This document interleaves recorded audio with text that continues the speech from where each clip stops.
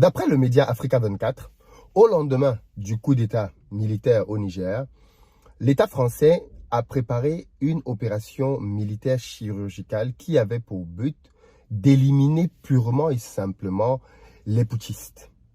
Ça donne froid au dos quand on entend ce qui s'est passé. Je pense qu'au lendemain, on sait tous que le président français Emmanuel Macron a tenu un conseil de guerre pour parler de la situation au Niger, ce qui est d'ailleurs très surprenant. Il y a un coup d'État dans un pays en Afrique et il y a un conseil de guerre en France. Quel est le lien? Est-ce que vous savez ce qui est donc sorti de ce conseil de guerre? Je vous invite à écouter très attentivement l'extrait qui va suivre. Il est un peu long, mais il est fort et édifiant. Écoutez. Il s'en est fallu de peu, juste la défection de 2 généraux de l'armée nigérienne au lendemain du putsch ayant renversé le président Bazoum pour que le monde entier n'assiste à un incroyable scénario de barbouzerie d'État digne film de l'époque coloniale mené par la France pour neutraliser les putschistes au Niger et rétablir l'ordre constitutionnel à travers la libération du président Bazoum.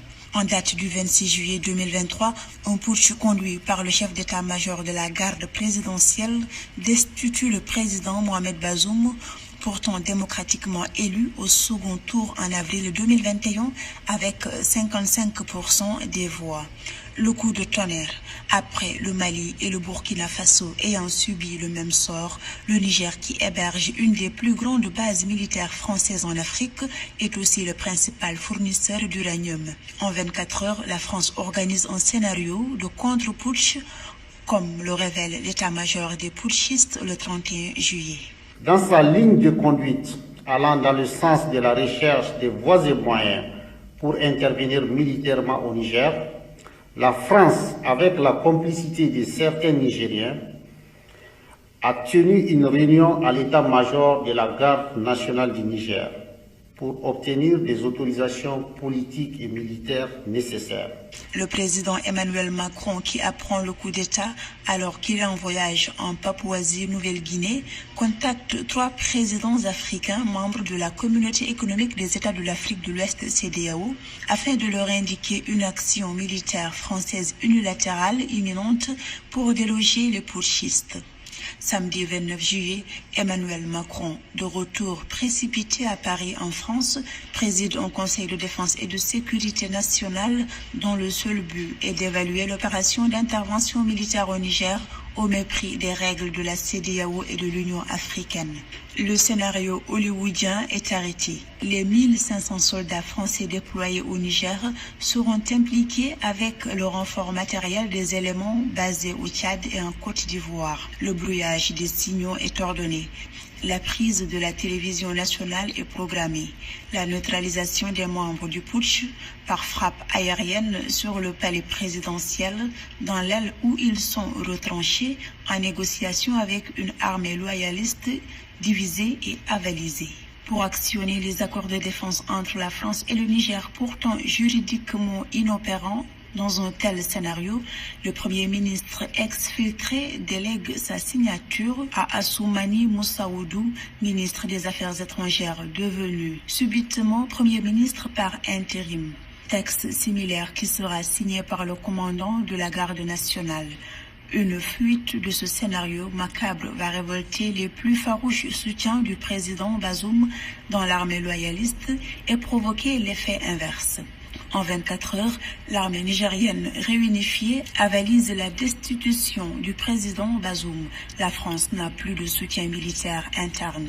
Nous, voisins, nous, amis du Niger et autres, pouvons faire, c'est de les accompagner, s'ils le souhaitent. Mais c'est un pays, c'est un État souverain. Laissez-les régler leurs problèmes. Vous ne pouvez pas leur apporter la solution, c'est un différend interne. Et le Mali condamne toutes les ingérences extérieures par rapport à la situation au Niger. Toutes les ingérences qui sont d'ailleurs à la base des problèmes qu'on connaît actuellement au niveau du Niger. Et nous mettons en garde, parce que ceux qui aujourd'hui essaient de promouvoir une agression, parce que ce n'est pas une question de dire qu'on va faire une intervention chirurgicale, ça va durer 3 jours. Non, c'est une agression, c'est une invasion d'un pays souverain. On a vu l'invasion, l'agression de l'OTAN en Libye, ce que ça a donné pendant 10 ans, mais ceux qui ont agressé la Libye, ce n'est pas eux qui ont des problèmes, c'est nous qui avons les problèmes. Et ils sont partis. S'ils attaquent le Niger aussi, nous, on va vivre ça ici. Dépourvu du soutien de ses contacts dans l'armée loyaliste du Niger, la France va remiser son scénario hallucinant d'une attaque et de meurtres ciblés des putschistes pour mettre la pression sur la CEDEAO et ses pays membres afin d'engager une intervention armée et immédiate, pilotée et financée par la France avec livraison illimitée de matériel militaire et compensation financière pour les États membres participant à l'opération. Une action militaire qui est désormais unanimement condamnée. Outre le rejet de l'opinion publique africaine, l'Union africaine a clairement refusé une action militaire contre le Niger et prôné le dialogue politique, comme le feront par la suite 45 autres États africains, mais aussi la Russie, les États-Unis, les Nations unies et la Ligue arabe regroupant 22 pays membres. Un désaveu cinglant pour la France.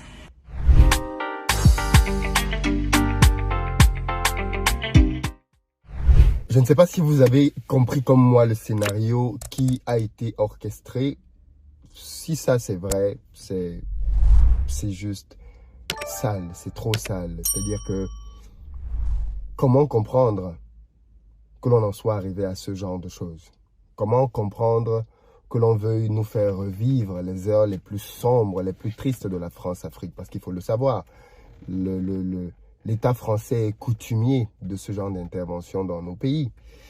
Quand vous lisez un peu les dossiers de la France-Afrique, à plusieurs reprises, l'armée française est intervenue dans des histoires internes en Afrique, toujours en justifiant ça par X, Y ou Z.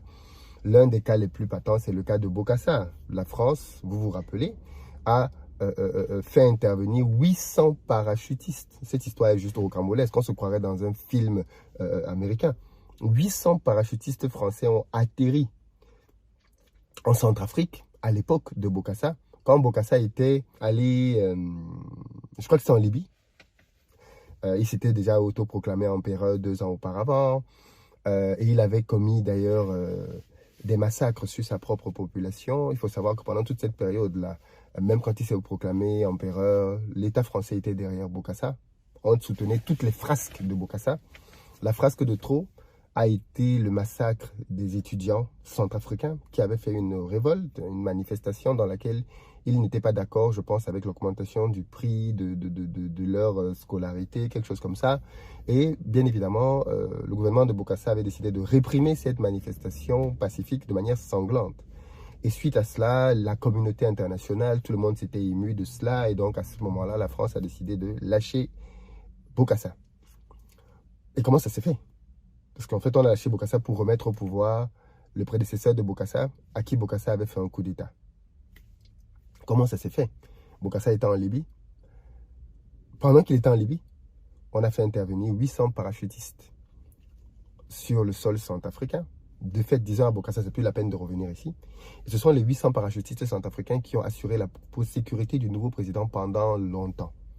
Pendant longtemps. C'est-à-dire que et on a plusieurs archives qui montrent ça, hein, les jeunes centrafricains marchaient dans la rue et étaient choqués de voir des militaires français avec des armes qui se promenaient dans la rue. Ça, ce sont les heures sombres de la France-Afrique. Et c'est cette France-Afrique dont les Africains ne veulent plus.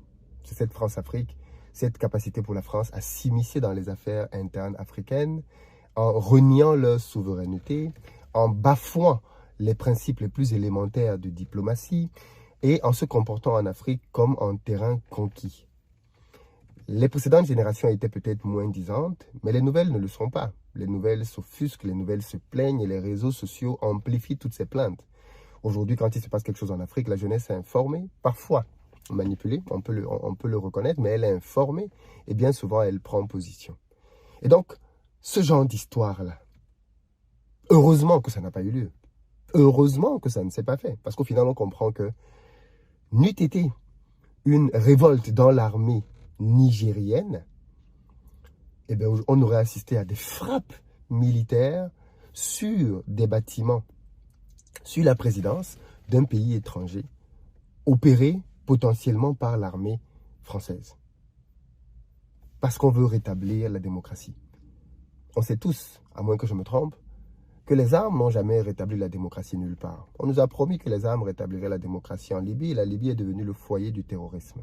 Vous demandez à tous les Libyens au monde, ils préfèrent l'état de leur pays aujourd'hui ou avec Kadhafi. Je pense que sans aucune hésitation, tout le monde vous dit qu'ils préfèrent sous Kadhafi quand la Libye était un pays prospère, dans lequel les Libyens avaient à manger, à boire, l'électricité, l'eau, le gouvernement payait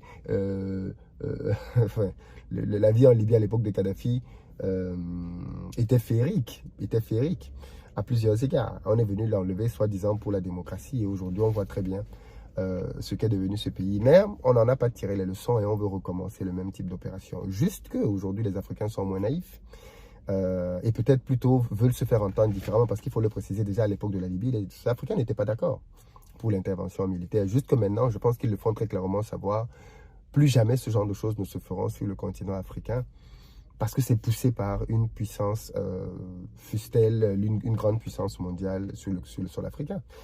Je ne sais pas ce que ça vous évoque. Est-ce que c'est une histoire vraie? Est-ce que ça vous parle? Est-ce que ça vous choque? Est-ce que vous pensez ce scénario possible? Dans tous les cas, j'ai envie de vous entendre dessus. Moi, quand j'ai vu cette vidéo, je me suis demandé si c'était une blague. Si c'était une blague. Si vraiment un tel scénario était sur le point de se produire. Dites-moi ce que vous en pensez et à très bientôt.